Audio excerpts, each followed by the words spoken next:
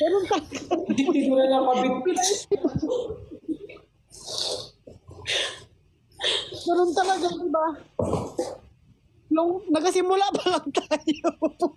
Oo, Ako nga, hindi pa nga natanggap. nagsisimula pa lang eh. Gusto na nilang pabagsakin. Ayoko lang hindi na ako unboxing kasi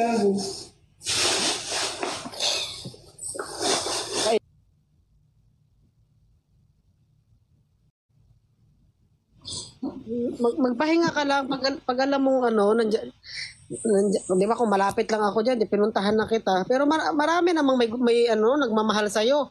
Sa akin nga mga 3 million, kung 2 million ang aking basher, may 1 million naman nagmamahal sa akin. Ganun din sa iyo.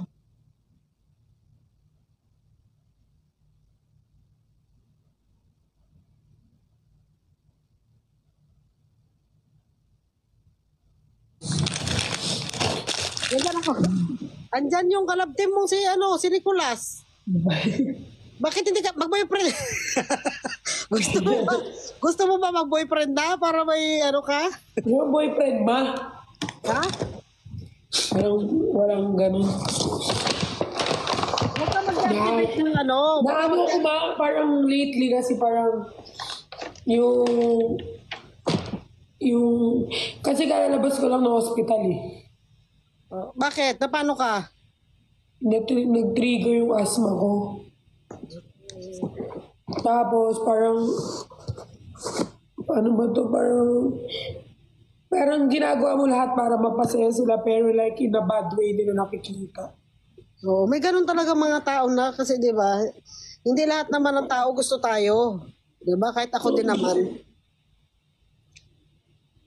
Kaya 'di ba parang itong huli, parang 'di ba hindi na ako masyado nag-join din sa bardagulan kasi parang hindi ko rin alam kung paano ko sila pasayahin, 'di ba? Kaya 'di ba sabi ko parang nung time na 'di ba nag-click kami ni Father ng biro-biruan. Parang na-stress din ako kasi siyempre alam mo si Father yan, may sa simbahan. Tapos parang gusto na lang din nila si Father. Tapos pag ayaw na naman nila yung sa isang grupo, paalisin ka. Parang ganon. Kaya di ba nagbalik din ako sa regular na live ko na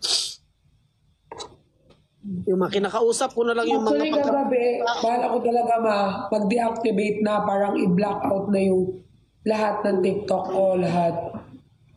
Parang gusto ko mag-deactivate, parang bumalik sa normal yung ko. Kaso, naalala ko nakapirma pala ako ng kontrata. Hoy, may bubuhayin ka pang pamilya. Hindi magpahinga ka lang ha.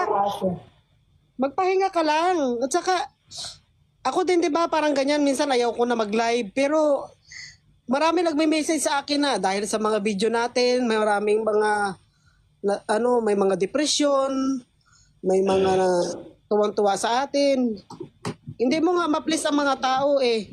Kaya ako 'di ba, bukal ako pag nagagalit, pag na-stress na ako, magmura na ako sa live niyan, magagalit ako. Pero ganun uli, laban uli.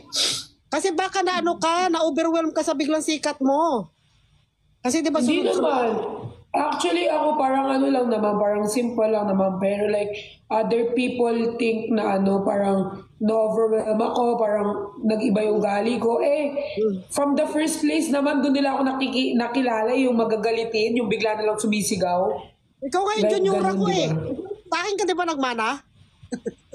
Oo. At saka, di ba like, nung nag-umuusbong pa lang yung kasikatan, doon talaga ako nakilala yung pagiging magagalitin, mood swing, ganun. Wala. Siguro yung iba, iniisip nila parang naging bossy daw, parang naging gusto daw, parang apple of, like, kung totoo kang followers, like, from the first place na ganun talaga yung iba-iba kasi kami ng genre eh. May mabait, may bigla na lang tatawa. Kasi kaya nga Team Bardagulan Team Bardagulan has a different kind of attitudes. Oh. Diba? Merong biglang nagagalit, merong sobrang bait, meron namang wala sa ulirat, meron naman yung may something. Ganon. Kaya nga siya pinagsama-samang Team Bardagulan. Kasi iba-iba kaming attitudes. Hindi pwedeng lahat kami mabait. Meron at merong meron ganito, meron ganito. Pero hindi lahat maiintindihan. Kahit di ba ako naman, sa simula pa lang, di ba nakilala ako ng mga tao, lagi akong galit. Lagi ako nagmumura. Pero it doesn't mean naman Kasi na ako, ano eh, nagagalit kami guys. Ganun na yung attitude namin in real life. No.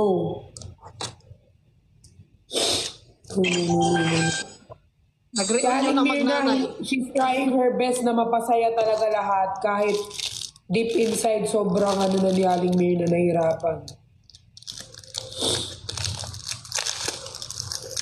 Laban lang. Siguro nalungkot ka lang yun dyan. Dadalhin mo ba yung pamilya mo dyan, ha? Ako lang mag-isa dito ngayon kasi tawag dito. Di ba alis kami? So wala akong choice. Hindi ako sanay mag-isa eh.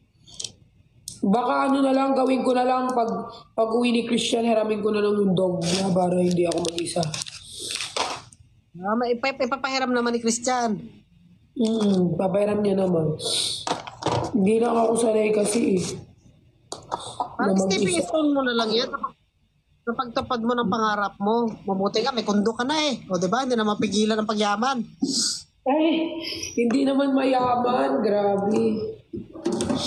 Ganyan man Kaya yung minsan kasi minsan kunyari hindi ako magsasalita, sasabihin naman nila, masyado namang si Perla. Pag nagsalita naman ako, bida-bida ako. So minsan, gusto ko na lang mag-isa ako kasi parang feeling ko naman,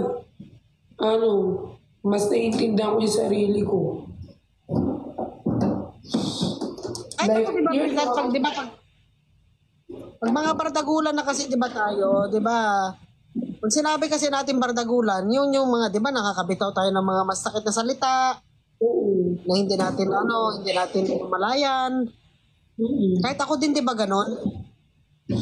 At saka guys, Team Bardagulan, at the end of the day, we're still friends. Nag-chat pa rin kami. Dito lang namin ginagawa yung Team Bardagulan. Kaso yung iba yung ibang fans, like pinag-aaway-aaway nila, gagawa sila ng video, tapos gagawin nilang ganito, ganyan, itatag nila ng itatag, hanggang magkaroon ng conflict. Kahit naman at the first place, wala naman dapat. Yan nga, diba, sabi nila parang may, parang, diba, parang may issue kay ni Perlas, parang ganun. Tapos yung iba kasi mga nagpaparating na mga informasyon. Kaya lang, parang minsan, kahit gusto mong tumagal yung Team Bardagulan, parang minsan gusto mo na lang rin bumitaw kasi like yung toxic fans, sobra na. Like feeling nila walang pakiramdam yung tao.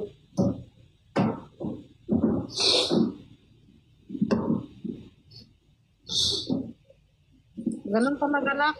Kahit di ba ako, kahit minsan hinahabaan ko na lang yung pasensya ko. Pero bibigay talaga ako, di ba? Nagalit na ako kagabi eh.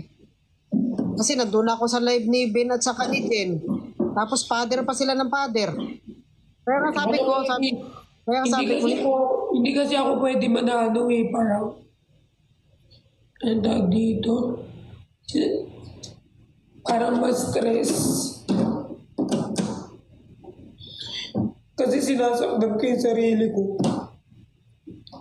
Hindi pwede. magpahinga ka lang muna sa halimbawa sa TikTok, magpahinga ka lang ng kaunti. Kung kung hindi ka na kaya. At saka, ako kasi pagka na ako, yung stress na, nandyan na